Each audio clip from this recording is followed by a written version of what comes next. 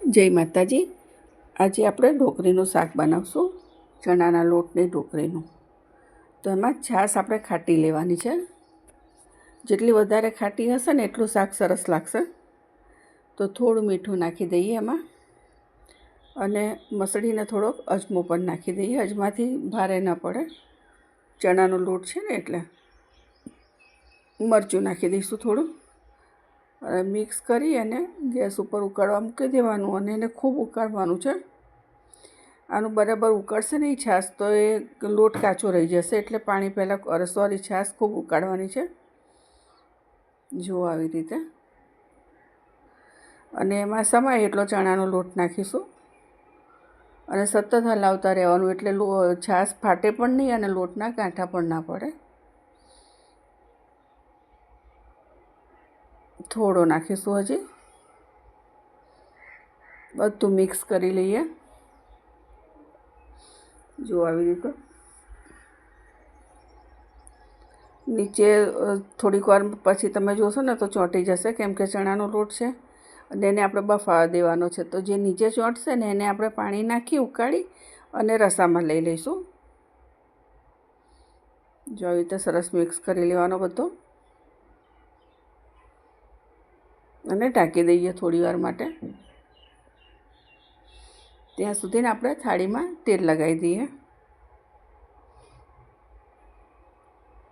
ઢોકળી વણવા માટે। બસ થોડુંક જ લેવાનું છે તેલ, વધારે નહીં લેવાનું। આખી થાળીમાં આપણે એને લગાવી દઈશું, ત્યાં સુધીમાં લોટ સરસ બફાઈ જશે। જોઈ લઈએ લોટ, જુઓ સરસ બફાઈ ગયો છે, બિલકુલ હાથમાં નથી ચોંટતો। તો થાળી ઉપર લઈ લઈએ।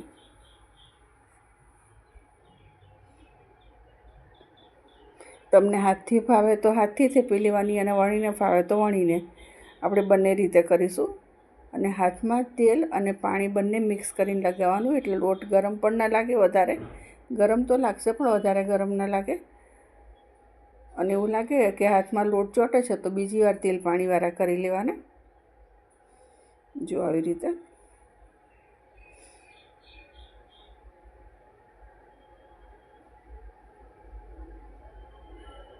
અને એને હવે વઘાર કરવા માટે મૂકી દઈએ।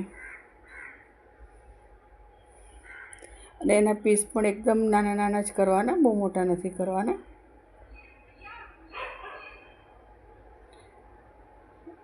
રાઈ જીરું નાખી દઈએ,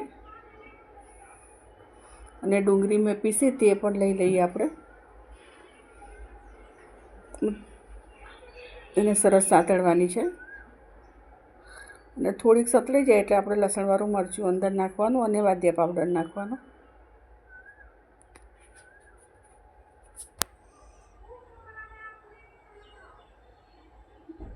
લીમડાના પાન હું ભૂલી ગઈ હતી પહેલાં નાખતા, એટલે હવે નાખ્યા। સતળાવા દઈશું।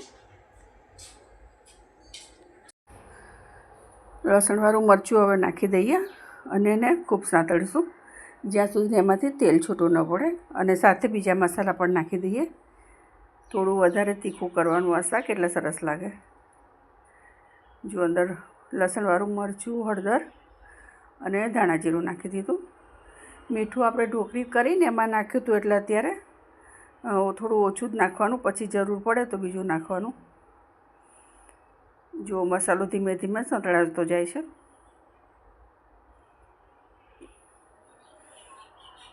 ગેસ એકદમ ધીમો જ રાખવાનો, એટલે ધીમા તાપે સરસ સંતળાઈ જશે।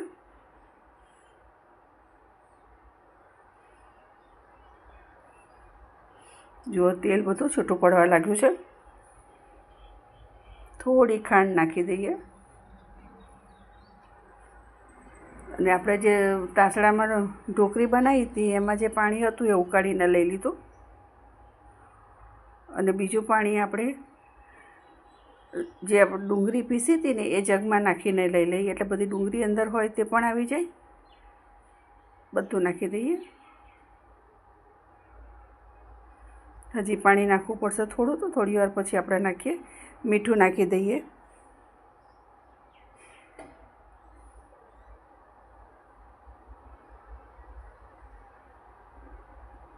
તમારે જાડો રસો કરવો હોય તો બહુ પાણી નહીં નાખવાનું, કેમ કે આ તો તમે રસો પાતળો રાખો ને અને ચણાનો લોટ છે તો ઉકળશે એટલે જાડું તો થવાનું જ છે. ઢોકળી પણ નાખી દઈએ.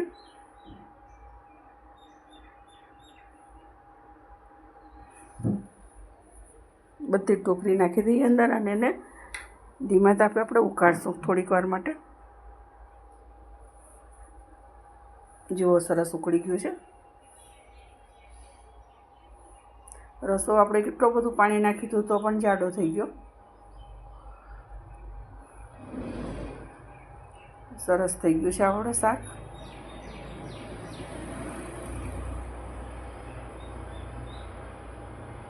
તો તૈયાર છે આપણું ઢોકળીનું શાક. જોઈ લઈએ હજી એક વખત. તેલ બધું જ ઉપર આવી ગયું છે જુઓ.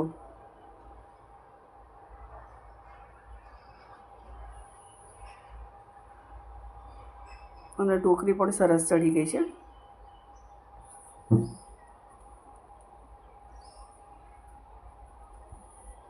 જમતી વખતે થોડું ગરમ કરવું હોય તો કરી લેવાનું. ધીમા તાપે ઉકાળવાનું એટલે એકદમ સરસ થઈ જાય. હવે ઉપરથી કોઈને વધારે તીખું કરવું હોય તો એની માટે કકડાયેલું મરચું, જે આપણે ઘણા લોકોને લસણની ચટણી કહેતા હોય છે, એ કરી લઈએ. જો તેલ સરસ ગરમ થઈ ગયું છે તો મરચું નાખી દઈએ બધું. લસણવાળું મરચું છે અને થોડું પાણી નાખીશું એટલે મરચું બળી ના જાય.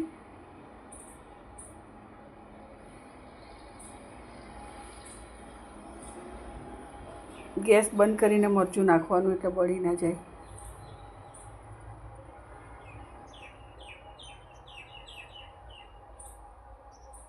મરચું પણ તૈયાર થઈ ગયું છે તો હવે આપણે લોટ બાંધી લઈએ ભાખરીનો. હવે ભાખરીમાં કોઈ ઝીણો લોટ લેતું હોય છે, કોઈ ભાખરીનો જે જાડો લોટ હોય છે એ લેતું હોય.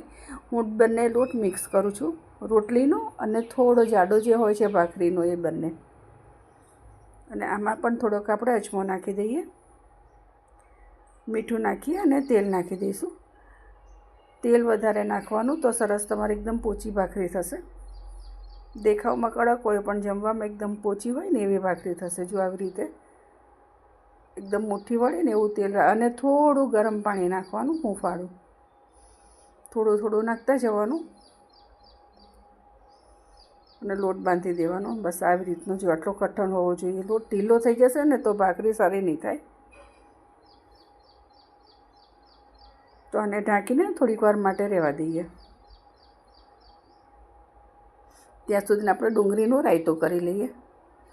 આજે મેં રાયતું સાદું જ કર્યું છે, એમાં કોઈ વઘાર કે એવું કંઈ નથી કર્યું.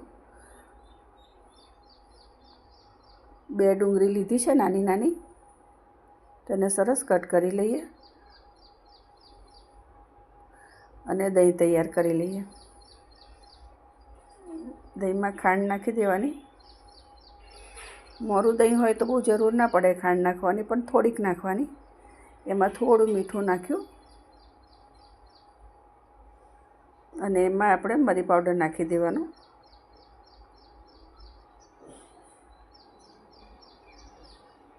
જો આ રીતે. આમાં પણ તમારે થોડો ઘીનો કે તેલનો વઘાર કરવો હોય તો કરી શકો. અને ઉપર લીલા ધાણા પણ નખાય, પણ મેં કંઈ નથી કર્યું, સાદું જ બનાવ્યું છે. તો હવે ભાખરી કરી લઈએ.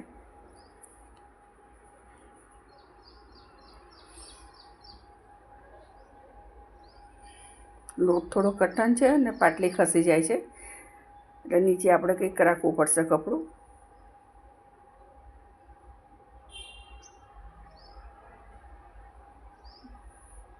બહુ જાડી પણ નહીં અને પાતળી પણ નહીં, એ રીતની ભાખરી વણી લઈએ.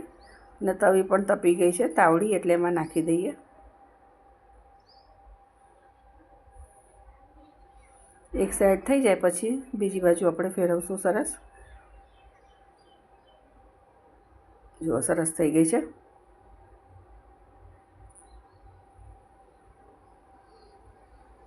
એને ગેસ ઉપર ફૂલાવી લઈએ. બંને સાઈડ સરસ થઈ ગઈ છે. તાવડી લઈ અને ગેસ ઉપર ફૂલાવી લઈએ.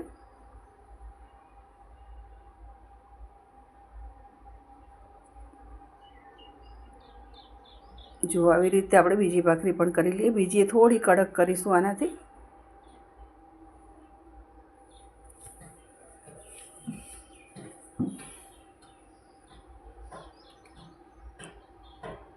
ફેરવી લઈશું.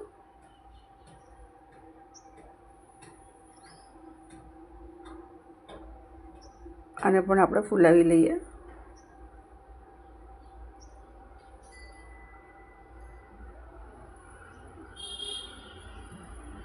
જો થઈ ગઈ છે એકદમ સરસ. હવે આપણે આમાં ઘી લગાવી દઈએ. તો ઉપરથી થોડી પોપડી ખોલી અને અંદર ઘી નાખી અને ફેરવી લેવાની ભાખરી, એટલે અંદર બધે જ લાગી જાય ને. પછી બહારથી લગાવવાનું ઘી ઉપર અને ખાડા પાડી લેવાના. તો આ રીતે બીજી ભાખરી પણ ઘી લગાવી દઈએ. તો વિડીયો કેવો લાગ્યો મને કહેજો.